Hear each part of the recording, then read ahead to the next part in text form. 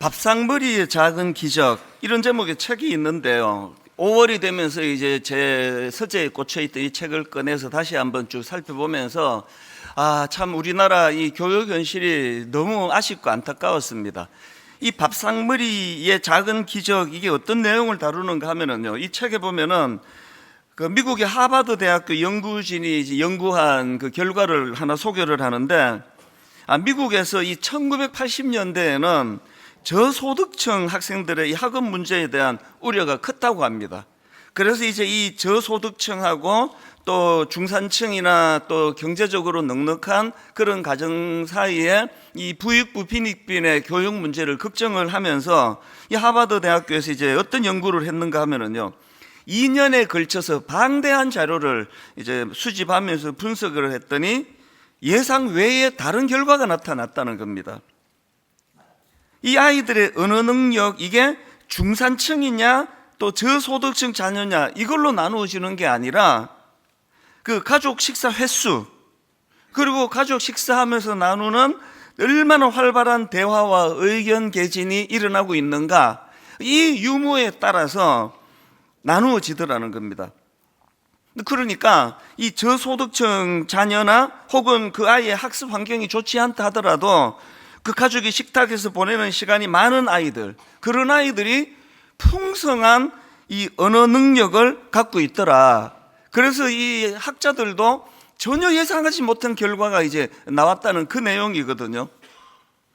그리고 우리가 알기로 그 어릴 때 부모님들이 책을 많이 읽어주면은 그 아이들의 어휘력이 풍부해진다. 그래서 자기 전에 책 읽어주는 가정들이 많으실 텐데요. 놀랍게도요, 그 연구에 어떤 결과가 나왔냐 하니까 책 읽어주는 부모를 만난 아이보다 가족이 같이 식사를 자주 하고 식탁에서 활발한 대화를 나누고 의견이 오가는 그 가정의 아이들 어휘력이 훨씬 더 풍성하더라는 겁니다. 책 읽어줄 때 나오는 단어가 한 140여 개 정도 되는데요, 가족 식사 중에 나오는 단어는 무려 1000여 개에 달하더라는 겁니다. 그래서 책 읽어주어도 의휘력이 풍성해지지만 이 가족이 함께 식사를 하고 식탁에서 대화가 많고 하는 이게 어릴 때부터 이제 이 교육에 굉장히 유익하다, 그런 내용입니다. 그런가 하면은 또 그 콜롬비아 대학교에 그 카사 연구진이라고 있는데요, 이 팀은 그 약물 중독의 원인, 또 약물 중독의 오남용 상태, 이런 걸 연구하는 그 팀이라고 하는데요, 이 팀에서도 이제 연구를 한 겁니다. 이 가족 식사를 많이 하는 그 아이들, 그렇지 않은 아이들을 가지고 연구를 했더니 이제 뭐 성적이 이제 뭐 더 오르더라, 이건 우리가 예측하는 거 아닙니까? 그래서 가족 식사를 많이 하는 가정의 아이들은 그렇지 않은 그 아이들에 비해서 학업 성적에서 A 학점을 받는 비율이 이제 2배 높더라. 이거는 뭐 추측이 얼마든지 가능한데, 그 다음 중요한 게 이 연구팀은 지금 약물 중독의 원인, 또 약물 중독의 오남용 실태, 이런 걸 연구하는 팀이니까요, 가족 간에 식탁이 풍성한 그 아이들이 그 청소년 비행에 빠질 확률이 절반으로 낮아지더라는 겁니다. 그래서 이제 이런 연구 결과들을 그 책에서 다루는 그 소제목이 이렇습니다. 하루 20분 가족 식사가 아이의 미래를 바꾼다. 이렇게 굉장히 우리가 생각했던 그 훨씬 이상으로, 그래서 하루 20분 가족 식사. 그래서 그 책 제목이 이제 그 밥상머리의 작은 기적이다, 그렇게 표현을 하는 거거든요. 그래서 이제 미국이나 일본 같은 데서 이제 이 밥상머리 교육이 열풍을 일으키고 있다, 그런 내용인데요. 너무나 불행하게도 오늘 한국 교육은 대학 보내는 교육, 그러다 보니까 어릴 때부터 학원 보내는 교육으로 물꼬를 트다 보니까 아마 이 밥상머리 대화나 교육이 안 되는 걸로 순위를 매기면 아마 거의 우리나라가 거의 탑이지 않을까, 저는 그렇게 생각합니다. 도대체 애들을 볼 수가 없는 거 아닙니까? 제가 말씀 시작을 왜 이렇게 드리는가 하면은요, 바로 이런 그 밥상머리 교육의 그 중요함, 이 밥상머리 교육이 갖고 있는 자녀 교육의 풍성함, 그 모든 이 결과물의 그 가이드라 그럴까요? 그 지침이라고 그게 오늘 본문에 나오거든요. 오늘 본문 여러분 다 아시잖아요. 신명기 6장 4절 이스라엘아 들으라. 이게 히브리어로 쉐마 이스라엘이에요. 그래서 유대인들이 뭐 전 세계를 지금 그 0.2%인가 하는 이 소수의 사람들이 전 세계를 뭐 미국 같은 데 보면은 하여튼 뭐 유명한 사람은 거의 다 유태인이라고 해도 과언이 아닐 정도 그들이 하고 있는 게 이 쉐마 교육인데 그게 신명기 6장 4절입니다. 우리는 예수 그리스도로 말미암아 이제 구약에 매여 있는 그들의 어리석음을 범하지 않는 자부심을 갖고 있는데 오늘 우리는 이걸 하지 않는 거거든요. 이스라엘아 들으라 쉐마 이스라엘 우리 하나님 여호와는 오직 유일한 여호와이시니 기독교 교육의 가장 중요한 핵심이 지금 여기에서 나오는 거거든요. 그리고는 그 다음 5절부터 보니까 너는 마음을 다하고 뜻을 다하고 힘을 다하여 너희 하나님 여호와를 사랑하라. 오늘 내가 너희에게 명하는 이 말씀을 너는 마음에 새기고 그 다음 보세요. 내 자녀에게 부지런히 가르치며 집에 앉았을 때에든지 길을 갈 때에든지 누워 있을 때에든지 일어날 때에든지 이 말씀을 강론할 것이며 그냥 그 때를 얻든지 못 얻든지 교육해라 이러면 되는 내용을 그 다음 7절부터 8절 9절에 또 나옵니다. 너는 또 그것을 내 손목에 매어 기호를 삼으며 내 미간에 붙여 표로 삼고 또 내 집 문설주와 바깥문에 기록할지니라. 엄청 강조하는 거거든요. 이게 아까 설명드린 걸로 치면은 이 밥상머리 교육부터 기회가 주어지면 아이들과 대화하고 기회가 주어지면 아이들에게 올바른 그런 신앙으로 양육하는 일을 게을리하지 말거라 이거거든요. 어떤 면에서는 지금 우리나라가 막 저는 좀 과격한 생각이 들 때는요, 이 대학교를 다 없애버리고 싶어요. 대학 안 나온다고 그 애들이 뭐 불행해지겠습니까? 근본적으로 지금 엘리베이터를 타봐도요, 그 어린 애들이 어른이고 지들끼리도 눈을 못 맞추는 이게 정상이냐고요. 아니 누가 말을 건네면 쳐다봐야 되는 거 아닙니까? 사춘기 애들을 엘리베이터 타면은 어떻게 해서든 제가 한마디라도 뭘 격려해 주고 싶은데 뭔 이야기를 해도 상대방 눈을 안 쳐다보는 게 이게 지금 정상이냐고요. 이게 지금 현실도 우리나라 교육이 너무 걱정이 되지만요, 저 아이들이 이제 한 30년 40년이 지나고 이 정상적인 이 인격과 인격의 교류 훈련이 안 돼 있는데 AI는 점점 이제 인공지능은 발달이 되고 그러니까 지금 어떻게 될까 걱정이 많이 되거든요.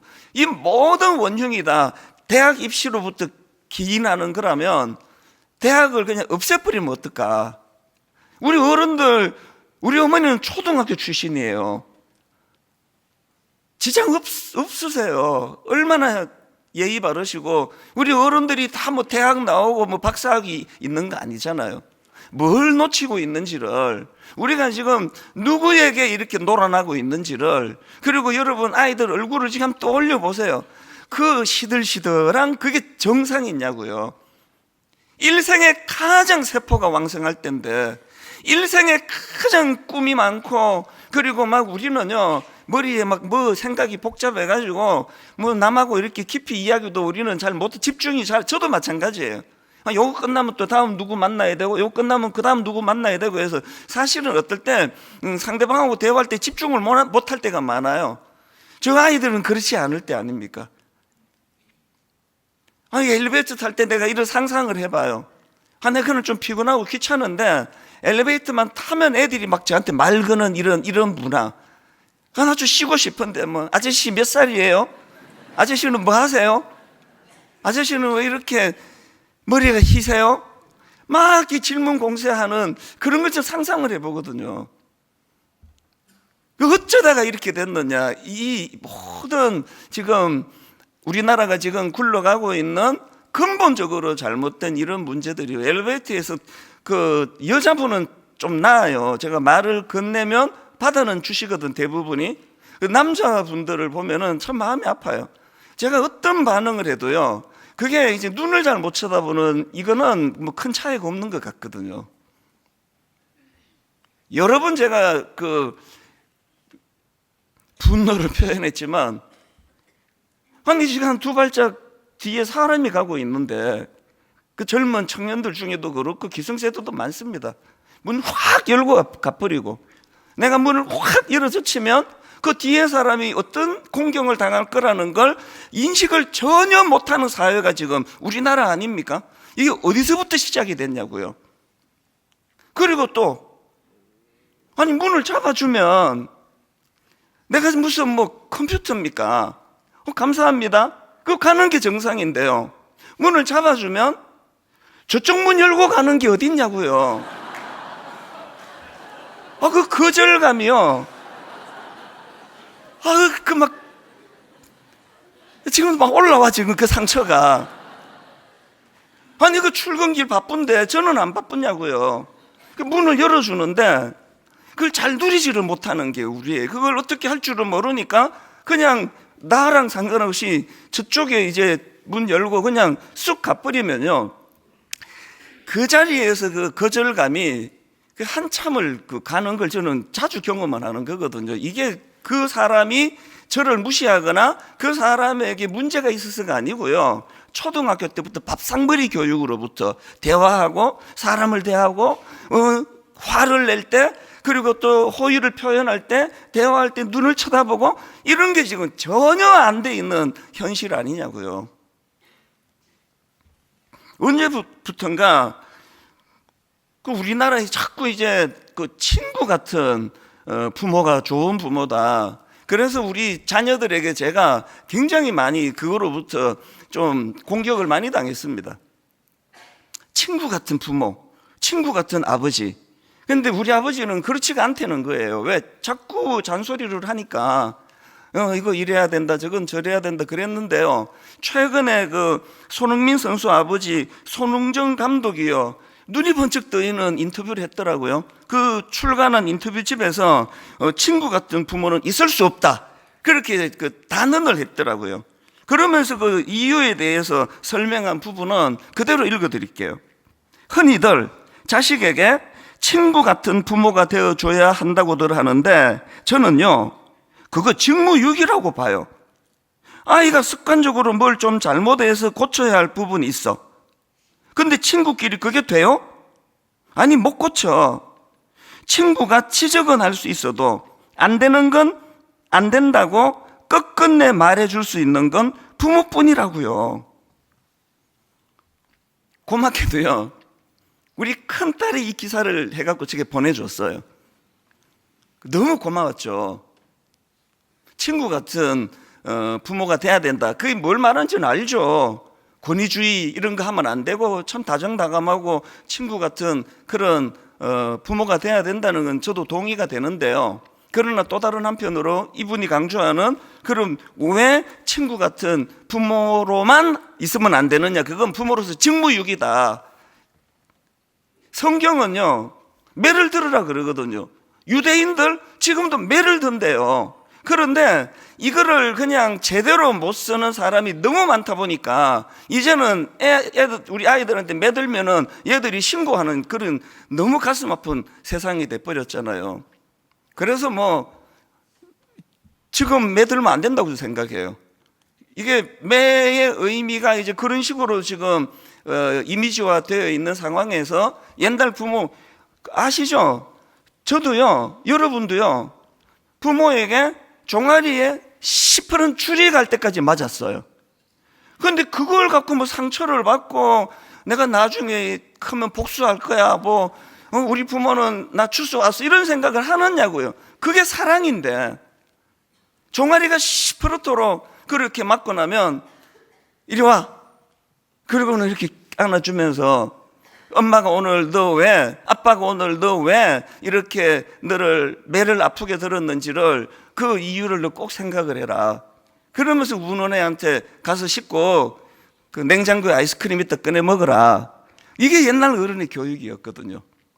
사랑도 하시고 달래도 주시면서도 단호하게 매를 들어서 그 아이를 훈계하도록 하는 교육, 이게 지금 다 무너져 버리니까 아이들을 봐도, 엘리베이터에서 애들을 봐도, 학원을 가는 애들을 봐도 전부 뭔가 학원 가방 끼고 그렇게 가는 그 모습을 보면서 남의 자식이지만 때로는 내가 목사다 보니까 마음에 분노가 생기는 거죠. 누가 저 어린아이를 저렇게 시들시들하게 만들어 버렸느냐. 그렇기 때문에 여러분, 어린이날에 뭐 종합 선물 세트도 좋고요, 레고도 좋고, 뭐 놀이공원 데리고 가는 거 다 좋은데요, 어린이날에 여러분 아이들에게 줄 수 있는 가장 좋은 선물, 그게 잠언 22장 6절에 있습니다. 마땅히 행할 길을 아이에게 가르치라. 그리하면 늙어도 그것을 떠나지 아니하리라. 참 친구 같은 부모가 되면서도 또 아이들에게 제대로 훈육하기 위해서는 매를 들고 안 들고 이 문제는 아닌 것 같고요, 부모가 부모로서의 그런 권위를 가지고 아이들을 잘 양육하는 이런 것에서부터 부모 교육이 제대로 일어난다면 이게 아이들에게 줄 수 있는 가장 좋은 선물이라고 생각을 합니다. 그래서 오늘 저는 본문에 나오는 이 쉐마 교육의 그 부지런히 가르치라, 부지런히 가르치라, 이 말씀을 우리가 마음에 담기를 원하고요, 우리가 부지런히 가르치는 이 말씀의 그 의미를 제가 두 가지로 정리를 해드리려고 합니다. 부지런히 가르치라, 이건 첫째로요, 이건 가치관 교육의 문제입니다. 이 가치관 교육, 신명기 6장이 말씀을 이렇게 시작하거든요. 1절입니다. 세 번역입니다. 이것은 주 당신들의 하나님이 당신들에게 가르치라고 나에게 명하신 명령과 규례와 법도입니다. 당신들은 건너가서 차지할 땅에서 이것을 지키십시오. 그러니까 오늘 본문은요, 이제 지도자 모세가 이스라엘 백성들이 이제 홍해를 건너 가나안의 목적지에 도달하면 해야 되는 일들을 정리해 주시는 것 중에 하나예요. 당신들은 건너가서 차지할 땅에서 이것을 지키십시오. 이것을 지키는 게 뭐라 그랬죠? 쉐마 교육이에요.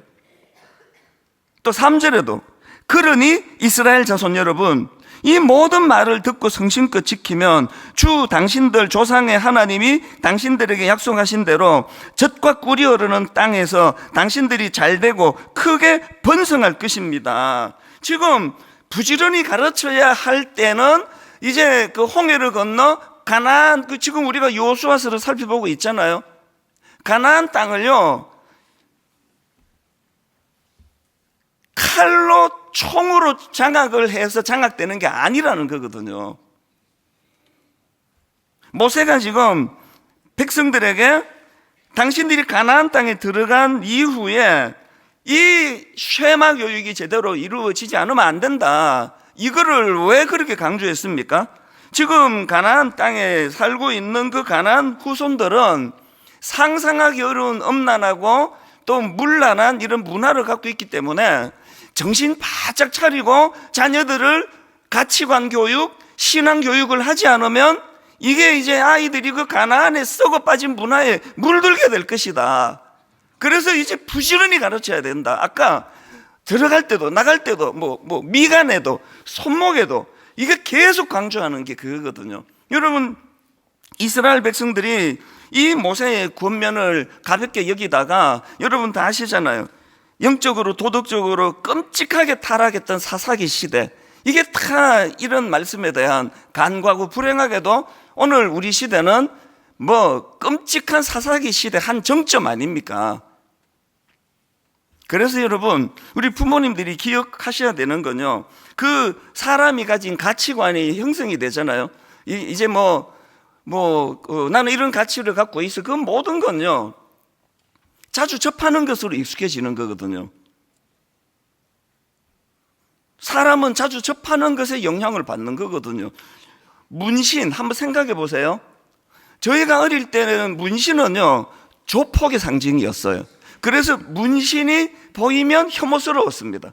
그게 막 등을 다 뒤덮든지 그냥 조그만하게 썼든지, 누구 몸에 문신이 있는 걸 보면 그거 자체가 혐오스러웠는데요, 제가 기절하는 게 미국에 가면은요, 유럽도 마찬가지 아닙니까? 너무너무 예쁘게 생긴 젊은 아가씨들이 막 온 팔을 문신으로 뒤덮는단 말이죠. 그 어디서 이런 변화가 일어났습니까? 자주 보는 게 그게 문화니까요.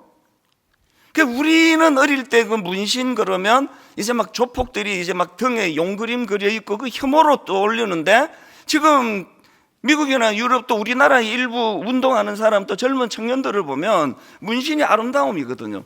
그게 왜 바뀌었느냐 하면요, 유전자가 바뀌어서 그런 게 아니고 어릴 때부터 자꾸 접하니까 그게 굉장히 자연스럽게 받아들여지니까 그게 아름다움이 되는 거죠. 그래서 문신하는 걸 보고 뭐 제가 속으로 아이고 참 보기가 좀 안 좋네 이러지 본인한테 얘기 안 하는 거죠. 왜? 본인이 좋아서 한 건데. 그런 문화가 왜 형성이 되냐 하니까 자꾸 접하니까요. 지금 이 시대에 악한 그 사탄이 노리고 있는 모든 전략이 다 그겁니다. 동성애. 아니 우리가 뭐 동성애 문화, 우리나라가 5천 년의 역사가 흐르는 동안에 이건 듣지도 보지도 못한 용어도 없던 거예요. 그런데 드라마에서, 연극에서, 소설에서 하나도 그 문맥에 필요도 없는데 동성애를 슬쩍슬쩍 지금 뭐 그 대부분 다 끼워 넣잖아요. 계속 접하게 하는 거거든요. 계속 접하게 하니까 지금 10대, 20대가 인식하는 동성애라고 하는 그 이 이미지하고요, 또 기성세대하고 아마 개념이 완전히 다를 겁니다, 아마.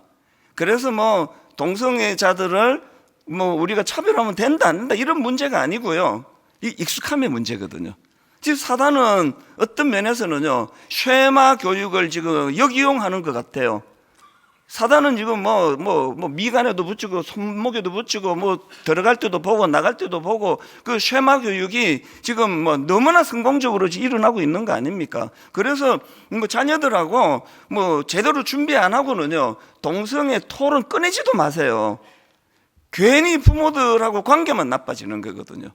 수없이 접하면서 그것이 지금 문화로 자리 잡을 때까지 우리 예수 믿는 가정의 부모들은 애 대학 보내야 되기 때문에 이 쉐마 교육을 제대로 하지 않으니까 이제는 거의 뭐 손을 쓸 수가 없는 그런 지경이 된 거 아닙니까? 많은 우리 그 대학부 또 청년 자녀들 둔 부모님들이 지금 울면서 그걸 다 후회하고 있습니다.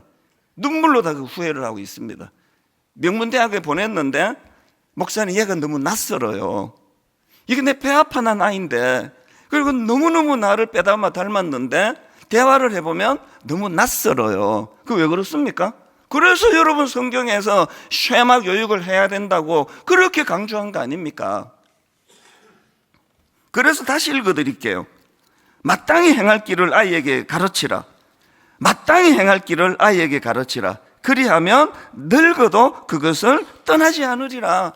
여러분 그 밥상머리의 작은 기적이라 그러잖아요. 오늘 저녁부터 하셔요. 학원 하나 빼고 하세요. 학원 보내는 이 시간에 대화 교육이 이루어진다 생각하고 학원 하나 빼고 하시라고. 일주일에 한 3일 정도 1시간씩만. 도대체 그 어린아이가 지금 뭔 생각을 하고 있는지, 누구의 영향을 받고 있는지 이 정도는 파악을 해야 그게 부모로서의 도리가 아니냐고요.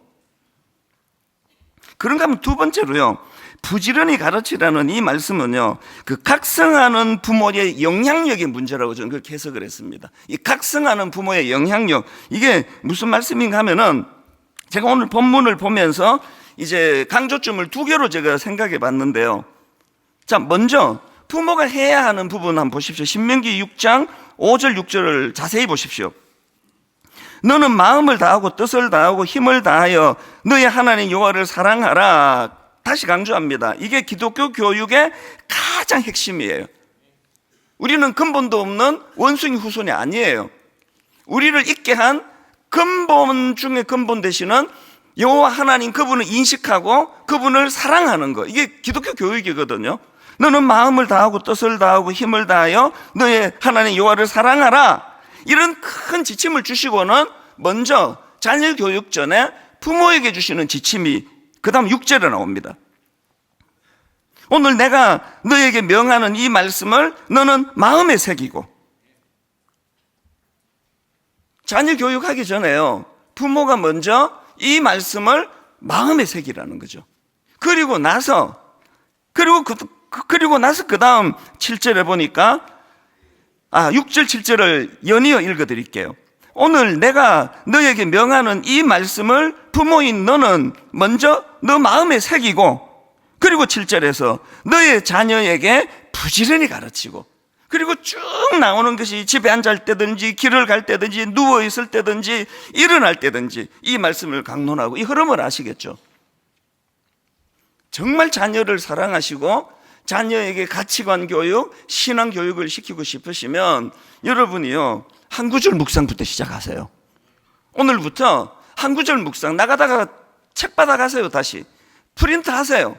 부모가 한 구절 묵상부터 시작하는 거죠. 그리고는 부모가 먼저 이 말씀을 부모의 너의 마음에 새기라.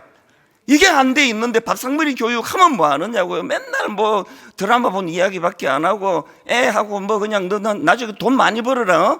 그리고 너 엄마는 지금 이렇게 나한테 투자하는 거야. 네가 좋은 데가 월급 많이 받아야 엄마 아빠 노후 보장이 돼. 막 이런 이야기는 하고 있는 밥상머리 교육이라면 그거 안 한 거랑 똑같은 거잖아요. 밥상머리에서 무슨 대화를 할 거냐고요. 지금 마음에 새긴 게 있어야 되는 거죠. 최근에 저는요, 그 부모님이 영적인 각성을 갖고 있는 이게 자녀에게 얼마나 영향을 미치는지를 저는 막 그 감동이요, 지금도 잊혀지지가 않아요. 우리 교회에요, 젊은 청년 자매가 암 발병, 그 요즘에는 환경 호르몬 이런 것 때문에 너무 젊은 사람들도 이제 암이 예전보다 굉장히 많아졌더라고요. 믿음 좋은 우리 교회에 그 젊은 자매가, 미혼 자매가 암 발병이 됐다는 소식을 듣고 제가 참 마음이 쓰이더라고요. 연락을 했습니다. 목사님이 기도해 줄 테니까 시간 있을 때 한번 드림센터로 놀러 와라. 그래서 대화를 하는데요, 이 젊은 청년이 암에 걸렸다 그러니까 약속해 놓고도 부담이 되는 거죠. 이 만나갖고 내가 무슨 말로 위로 어설프게 잘못하면 안 되는데 긴장을 많이 했어요. 그런데요, 이 청년을 딱 만났는데 너무 당황스러운 겁니다. 너무나 의연한 거예요. 아무렇지도 않은 듯. 그 상태가 한 3기 정도 됐으니까 가벼운 게 아니거든요. 그런데 이게 대화를 하다가 보니까 이 자매 자체도 워낙 좋은 자매지만 이렇게 당황스러운 인생의 어떤 면에서는 놀랍고 위기가 왔는데도 너무 담담하게 또 그것을 잘 받는 그 근본적인 원인이 부모 교육에 있었다는 걸 알게 됐죠. 제가 그거를요, 이 자매가 제게 보내준 편지를 읽어드리면 제가 설명하는 것보다 더 잘 이해가 될 것 같습니다. 최근에 보내온 이 자매 편지를 한번 들어보십시오.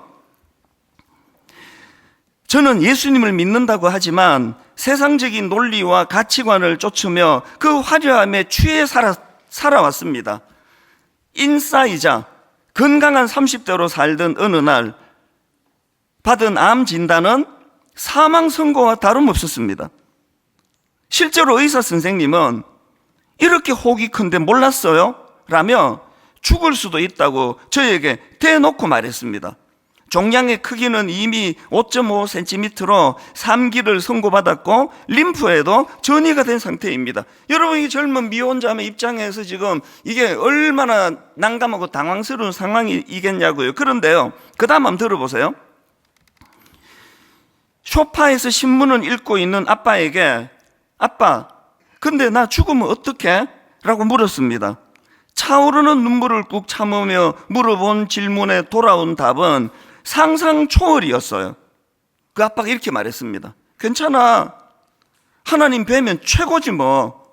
더 좋은 게 뭐 있어? 엥? 괜찮다니? 우리 아빠 맞아? 이런 생각을 할 법도 한데 의외로 맞네? 죽어도 괜찮은 거네? 하는 담담한 마음이 들었습니다. 막상 뚜껑을 열고 보니 할만했습니다. 총 16번의 항암과 수술을 거쳤는데 암이라는 게 별거 아니구나 할 정도로 큰 통증도 없었고 마음도 평안했어요. 한 친구는 특별 사례라며 세계 암 보고서에 올려도 되겠다는 말도 했습니다. 이 친구가 너무나 이걸 담담하게 잘 받으니까 이게 세계 암 보고서에 이거 보고해야 된다 할 정도로 이 젊은 청년이 잘 받았다는 그 얘기거든요. 생각해 보니 이렇게 항암을 편하게 극복할 수 있었던 것은 저보다 더 저를 잘 아시는 하나님께서 나 같은 믿음 없는 사람이 힘들면 있는 믿음마저 떨어져 나갈까봐 손을 써주신 것 같아요. 너무 힘들었으면 아마 절망에 사로잡혀서 원망과 불평의 구렁텅이로 빠졌을 테니까요. 또 한 가지, 제 마음속에 깊은 울림이 있었던 것은 저를 위해 간절히 기도해 주셨던 수많은 교회 식구들의 기도를 주님께서 기쁘게 받아주셨다는 확신입니다. 그 다음 놀라워요. 들어보세요. 저는 7개월 만에 완벽한 몸 상태로 회사에 복직하게 되었습니다. 이번 투병 과정을 통해서 저는 하나님께로부터 가장 소중한 선물을 받았지요.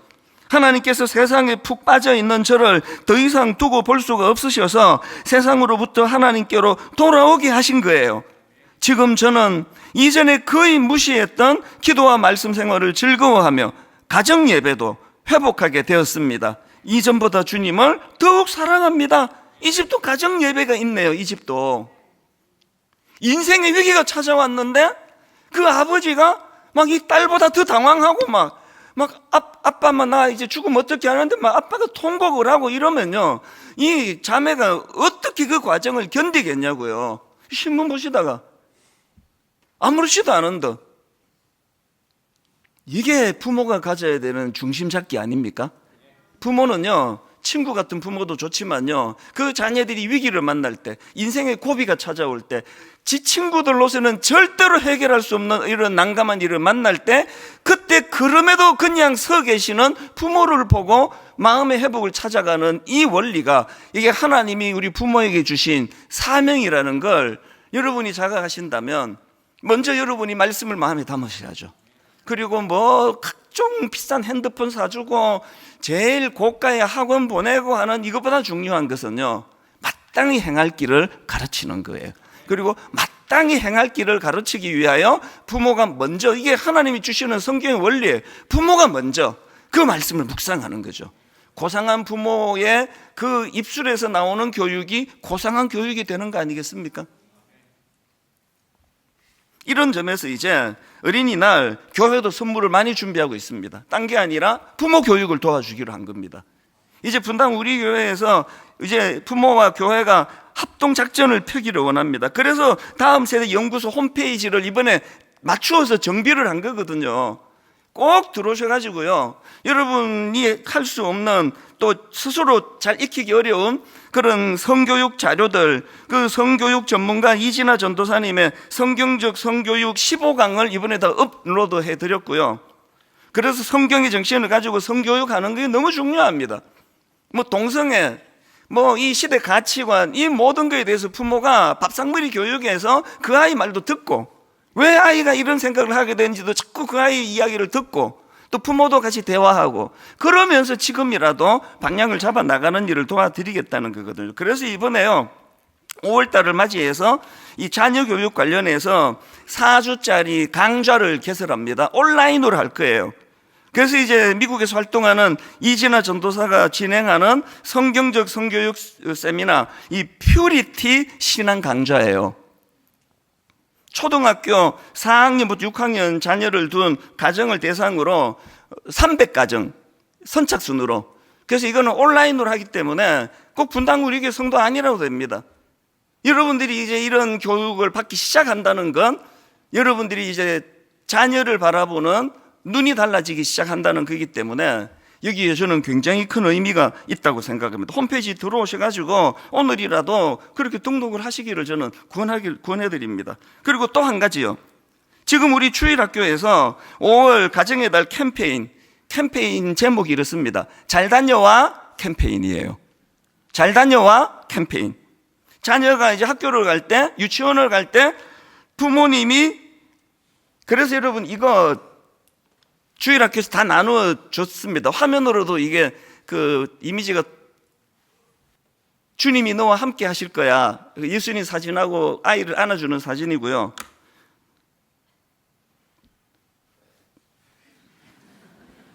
주님이 너와 함께 하실 거는 똑같습니다.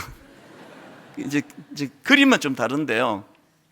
잘단 여와 캠페인이에요. 이게 뭐냐 하면은 아이들이 아침에 등교할 때 학원으로 유치원으로 갈 때 그 아이를 껴안고 기도해 주는 캠페인이에요. 짧게, 길게 하시면 안 됩니다. 짧게.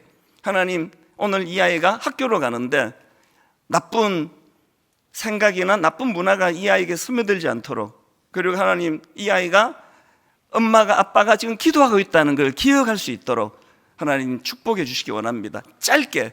이게 이제 잘단 여와 캠페인. 한번 따라해 보세요. 잘단 여와 캠페인. 좀 이상하네. 잘단 여와. 여러분, 결론을 저는 이렇게 맺습니다. 그 출애굽기 2장에 모세의 어머니 요게벳이 어린 아기를 모세를 갈대 상자에 해서 나일강으로 띄우잖아요. 더 이상 부모인 자기가 이 아이를 보호하고 지킬 수가 없다는 사실을 인식하게 됐기 때문에 그렇게 갈대 상자에 나일강으로 띄워 보내는데, 그 안에는 어머니 요게벳이 이 아이를 하나님께 맡겨드리겠습니다. 지난주 말씀드렸듯이 저희 어머니가 우리 아들 찬수가 요셉 같은 인물이 되기를 원합니다. 그걸 너는 요셉 같은 인물이 되기를 원한다? 그렇게 하지 않고 왜 기도를 하느냐고요. 어머니는 그렇게 할 힘이 없기 때문에 하나님께 간구하는 거거든요.